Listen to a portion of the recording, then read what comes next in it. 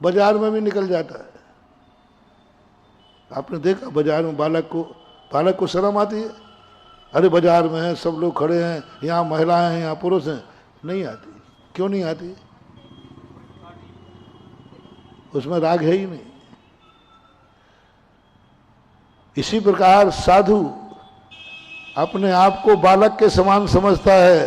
अब कहां से राग आएगा उसको? वो तो बालक वत यथा जात मुद्रा कहीं से, कोई विकल्प ही नहीं आता। और एक भेद विज्ञान और जाग गया। किसको पड़ी है? मुझे तो कभी यही पता नहीं चलता कि वस्त्र पहने भी जाते हैं कि नहीं। मुझे अनुभव में नहीं है, भूल गया वस्त्र कोई पहनने की चीज आती है। हमें तो तुम लोगों को वस्त्र पहनते देखकर ताज्जुब लगता है, कितने पागल लोग हैं। मैं अनुभव से परे हो गया, क्योंकि इतनी छोटी अवस्था में वस्त्र विमोचन कर दिया कि अब वस्त्र तुम पहनाओगे तो शायद मैं बटन भी नहीं लगा पाऊं। याद ही नहीं है, खबर ही नहीं। क्यों? साधु की एक वो दशा हो जाती है। एक वैज्ञानिक था जिसने वो सिद्धांत बनाया था कि पानी में जितनी वस्तु डाली जाए उतने घनत्व का पानी बाहर निकलता है। एक विज्ञान का नाम है। पानी में कोई वस्तु डाली जाए तो वो अपना उतने घनत्व का पानी।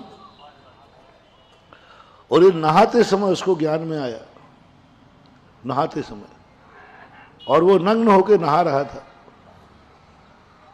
उसने कहा अरे सिद्धांत हो गया। उसने एक लोटा डाला, उतना पानी बाहर। अरे सिद्धांत सिद्धांत, यूरेका यूरेका। जर्मन या जापान का था, वहां की बात है, यूरेका। उसने तुरंत बाथरूम से बाहर निकला और प्रयोगशाला थी उसकी 1 किलोमीटर दूर, दौड़ गया।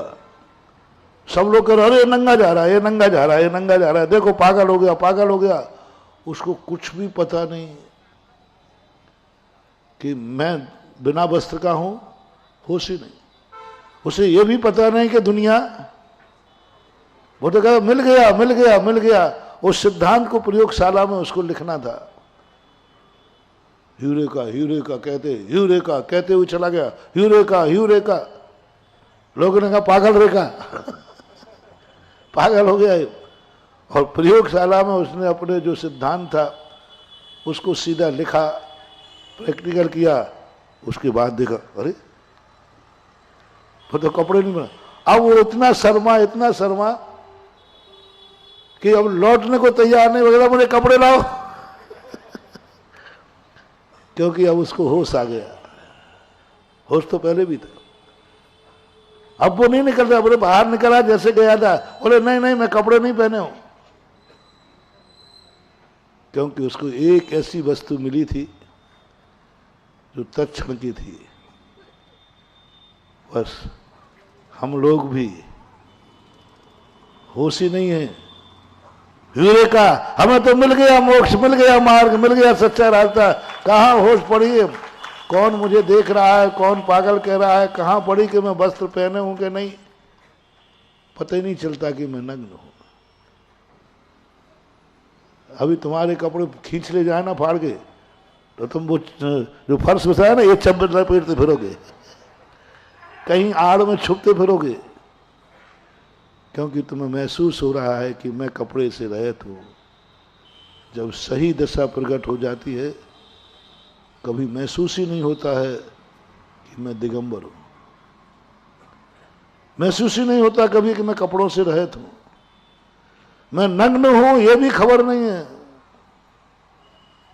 साधु को यह भी खबर नहीं रहती। क्यों? यूरेका, मुझे सच्चा मार्ग मिल गया। कोई खबर ही नहीं, पता ही नहीं। दुनिया को तुम्हें जो कहना है कहते जाओ। जनवाणी मां की बात समझ में आ गई। जिसको समझ में नहीं आई वो दूसरे के भड़कावे में आ जाएगा। दूसरे थोड़ा चढ़ाएंगे, शर्म आ जाएगी। दुर्योधन जैसा, उसे मां की बात समझ में नहीं आई, मैंने कहा भाई मैं दुर्योधन नहीं हूं। माँ ने कहा था, मैंने कहा था चातुर्मास के अंदर, एक जिसकी माँ की दृष्टि पूरे शरीर को वज्र की बना सकती है, क्या उस माँ की दृष्टि एक छोटे से कपड़े को नहीं भेद सकती थी? एक छोटा सा कपड़ा लपेट लिया, पहन लिया तो कौन सा बुरा होगा? जब इतनी ताकत गंधारी की आंख में थी कि उसकी जिसको देखेगी पट्टी खोलकर वज्र की हो जाएगी, तो कपड़ा बीच में कहां से आ गया? क्या इतना सा छोटा सा कपड़ा पतला पहन लिया तो कौन सी बुराई कर दी? आज सारे विश्व से हम इसका जवाब मांगते हैं। जो लोग कहते हैं कि मोक्ष जाने के लिए, धर्म करने के लिए दिगंबर होना क्या जरूरी है? दिगंबर सम धर्म आज जैनियों का है।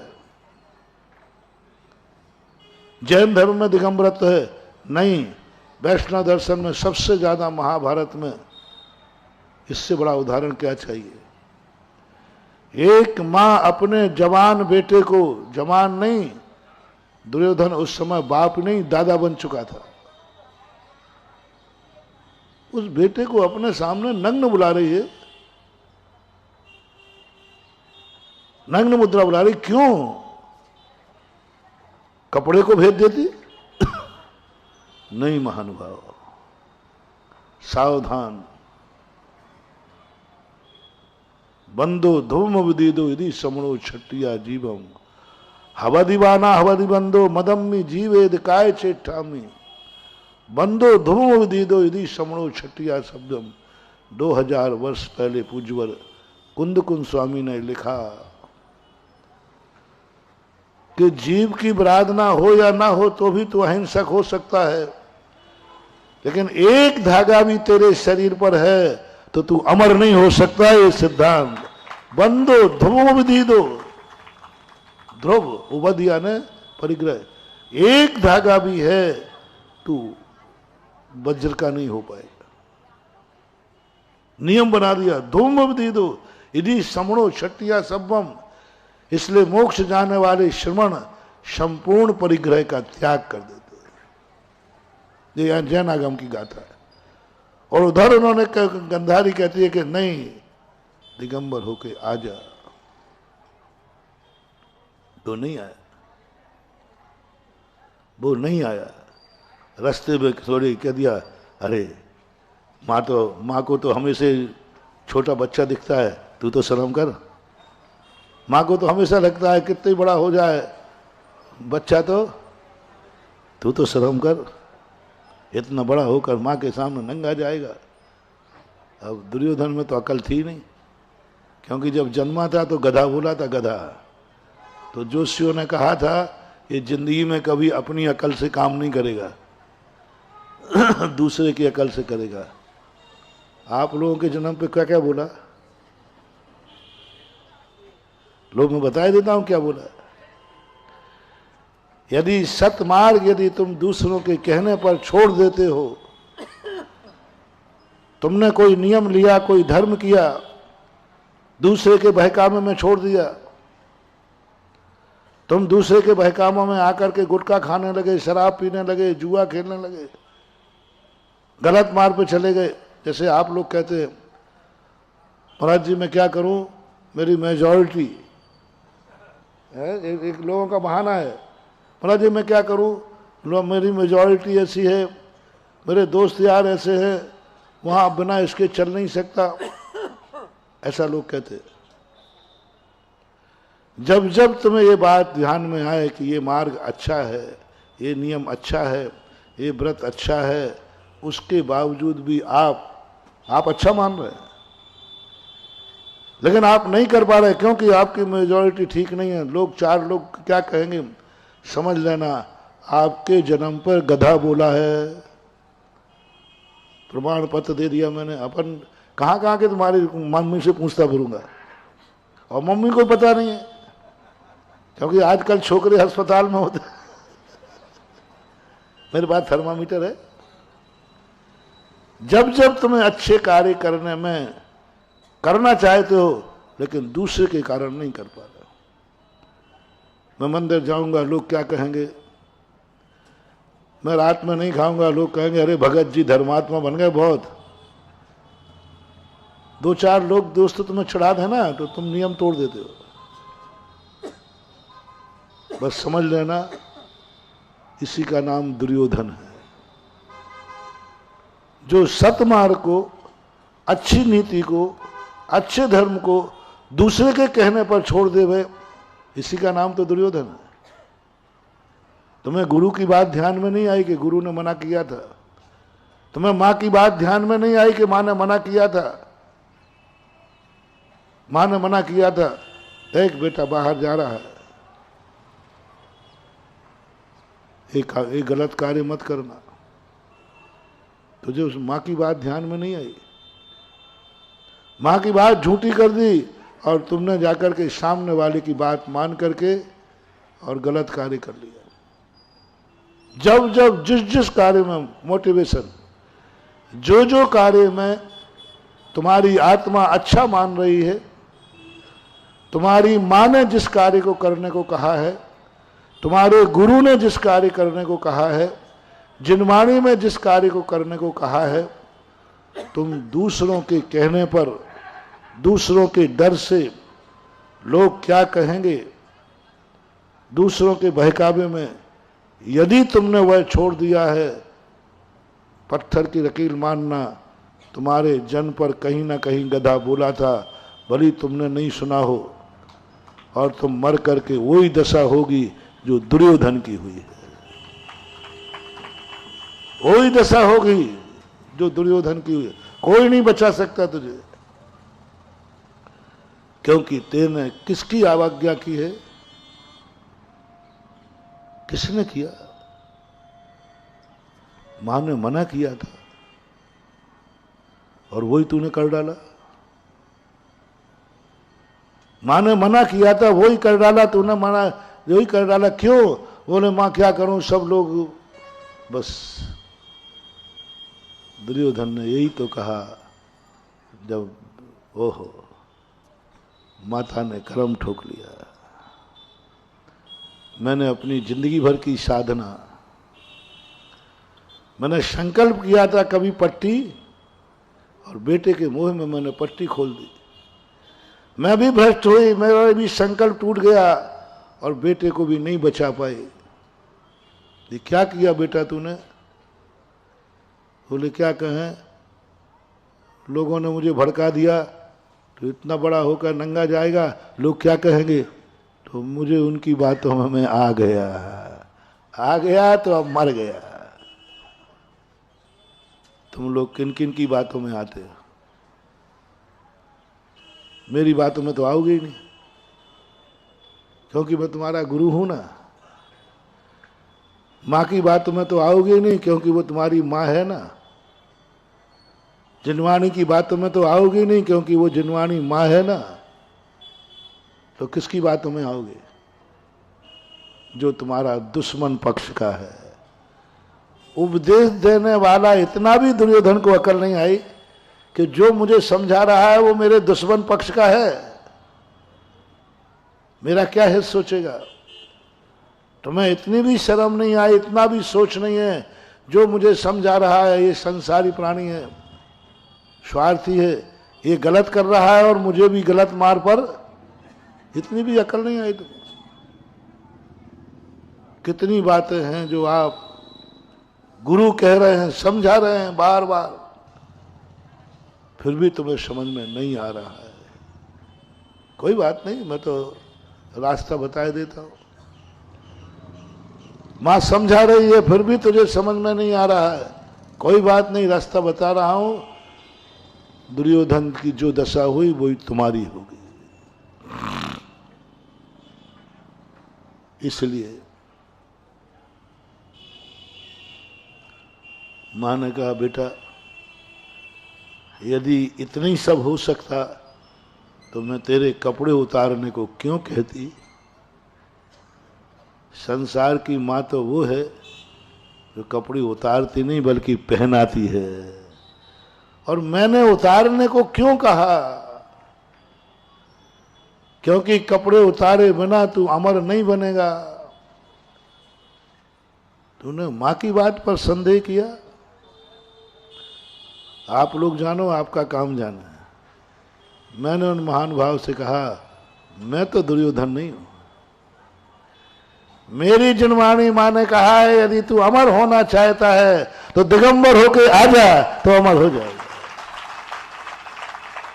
और तुम मुझे भड़का रहे हो, महाराज थोड़ा सा लंगोट लगा लो ना, थोड़ा सा कपड़ा पहन लो ना, अच्छे नहीं लगते हो, बाजार में निकलते हो। यही सब दुर्योधन से कहा था, मैंने पूरा पढ़ लिया, बिल्कुल यही शब्द दुर्योधन का। देख अच्छा नहीं लगता, पूरा नहीं पहन, थोड़ा सा लगा ले। वही तुम लोग बोलते हो, थोड़ा ज्यादा नहीं, थोड़ा सा, थोड़ा थोड़ा सा, थोड़ा सा। मैं दुर्योधन नहीं हूं महानुभाव। मेरा तो कहना है, दुनिया को जो कहना है उसको कहो, मैं तो वही भेष धारण करूंगा जो मेरी मां ने कहा है। संदेह ही नहीं है। अब जब संदेह नहीं है, निर्णय हो चुका कि ये सच्चा मार्ग है और मेरे अंदर तो है। अब आप लोग और बता दो, थोड़ा सा अच्छा लगेगा थोड़ा, मैं सच्चे मार्ग पर हूं कि नहीं।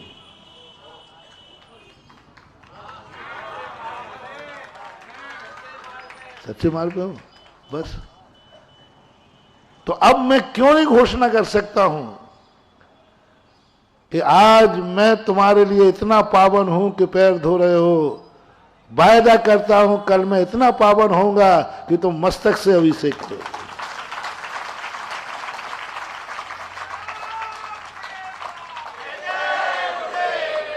मुझे तो पक्का हो गया, मैं तो भगवान बनूंगा। और आज आप लोगों ने सपोर्ट कर दिया। करना पड़ेगा, करना पड़ेगा, क्योंकि इसके बिना कोई रास्ता है ही नहीं। तुम भी मुनिराज को इसलिए नहीं पूजना कि तपस्वी हैं, इसलिए नहीं पूछता सम्यक दृष्टि के ये बहुत तपस्वी हैं, बहुत साधनाएं करते हैं। जैन दर्शन बड़ा विचित्र मानवा, बहुत तपस्याएं करते हैं, बहुत चमत्कार इसमें, बहुत अतिशय है, दिगंबर हैं, इसलिए नहीं पूछता है जैन श्रावक। इसलिए पूछता है कि मोक्ष का मार्ग यही है। वंदे तद्गुण। हाँ, सम्यक दृष्टि कहता है, मैं मुनि महाराज को नहीं पूछ रहा हूं, मैं तो मोक्ष मार्ग को पूछ रहा हूं, क्योंकि मुझे मोक्ष जाना है। बोलो मुनिराज तुम्हें मोक्ष ले जाएंगे या मोक्ष मार्ग तुम्हें मोक्ष ले जाएगा? तो मोक्ष मार्ग पर चलना है। अब तुम्हारी भी सहमति हो गई। अब मैं तुमसे संबंध बनाऊं तो बोलो, मैं तुम्हें ठंड में रजाई की व्यवस्था कराऊं, गर्मी में कूलर की कराऊं, तुम्हारे जीवन में जो जरूरतें हैं वो पूरी कराऊं, या जो कष्ट मैं उठा रहा हूं इस कष्ट को सहन करने के लिए अब दुश्मन हो तो तुम्हारी व्यवस्था कर दूंगा कि तू यहीं संसार में पड़ा रहे, मैं मोक्ष जा रहा हूं। मैं तो यही भाव करूंगा कि हे भगवान, जो मेरी दशा वही मेरे भक्त की दशा हो। अब इसके लिए तो कष्ट उठाना पड़ेगा। और क्योंकि साधु वही है जो अर्घावतारन असी प्रहारन में सदा क्षमता धर। सांप डालने वाला सांप निकालने वाले के प्रति क्षमता भाव धारण है, तो क्यों हटाएं? देवताओं ने आके क्यों नहीं हटा दिया सांप? क्यों नहीं कोई शक्ति? क्यों करें? यही मार्ग है मोक्ष का। भगवान इसलिए कष्टों को सहन नहीं कर दूर करते हैं, क्योंकि वो जानते हैं कष्टों को सहन किए बिना मोक्ष मार्ग बनेगा ही नहीं, मोक्ष आएगा ही नहीं। परिचय जय चारित्र 22 परिचय सहन करना ही पड़ेगा। 22 परिचयों के बिना मोक्ष होने वाला नहीं। और क्षुधा एक परिचय है, शेयर करना आप